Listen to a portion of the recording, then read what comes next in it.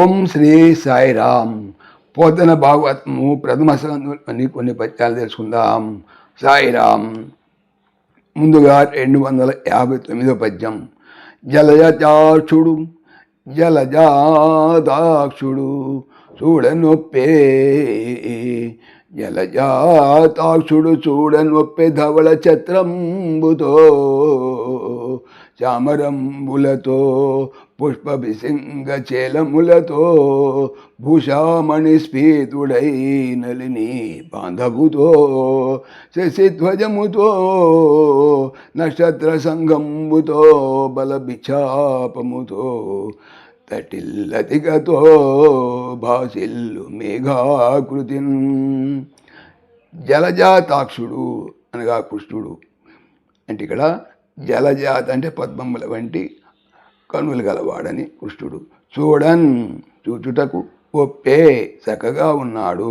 ధవళత్ తెల్లని ఛత్రంబు గొడుగుల తోన్ తో చామరంబుల చామరముల తోన్ తో పుష్ప పుష్పములతో విశంగ కపిలవర్ణము గల చేలముల వస్త్రముల తోన్ తో భూష భూషణములలోని మణి మణులు స్ఫీతుడు అధికముగా కలవాడు అయి నలినీ బాంధవు పద్మముల బంధువు అనగా సూర్యుడు.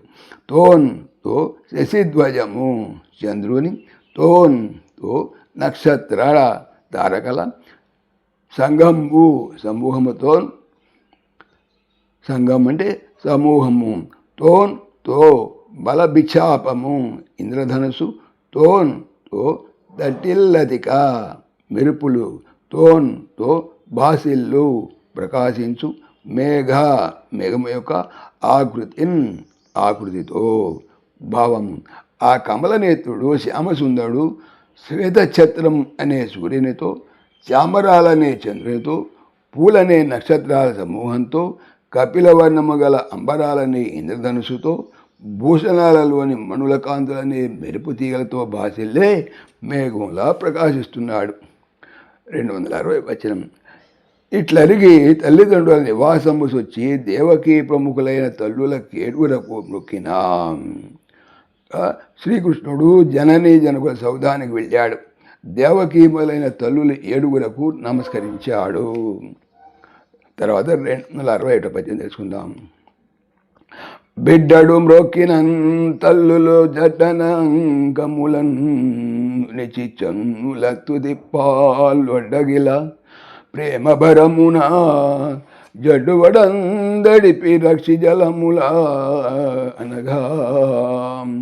బిడ్డడు కుమారుడు మ్రొక్కినన్ నమస్కరించగా, తల్లులు జడ్డనన్ తటాలున, అంకములన్ తొడలపై ఉనిచి ఉంచుకొని, చన్నుల తుదిన్ మనలలో పాలు క్షీరము వడ్డగిలన్ పొందిరాగా, ప్రేమ యొక్క భారము వలన జడ్డువడన్ ఆశ్చర్యకరముగా తడిపిరి జమగిల చేసిరి, అక్షిజలములన్ కన్నీటితో అనగా పాపం లేనివాడా. భావము.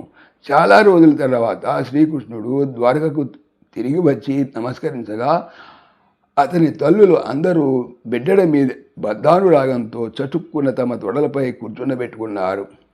ఆపేక్షతో పొంగి పొర్లి చన్నులు చేపుతుండగా తమ కన్నీటితో అతన్ని అభిషేకించారు. 262 వచనం. తదనంతరం అష్టోత్తర శత షోడశ సహస్ర సౌవర్ణ సౌధకాంతంబైన సుధాంత భవనమందు సొచ్చి హరి తన మనంబున. భావము. పిమ్మట గోవిందుడు 16,108 స్వర్ణ సౌధాలతో కూడినటువంటి అంతఃపుర ప్రాంగణంలోకి ప్రవేశిస్తూ ఇలా అనుకున్నాడు. సాయిరామ్.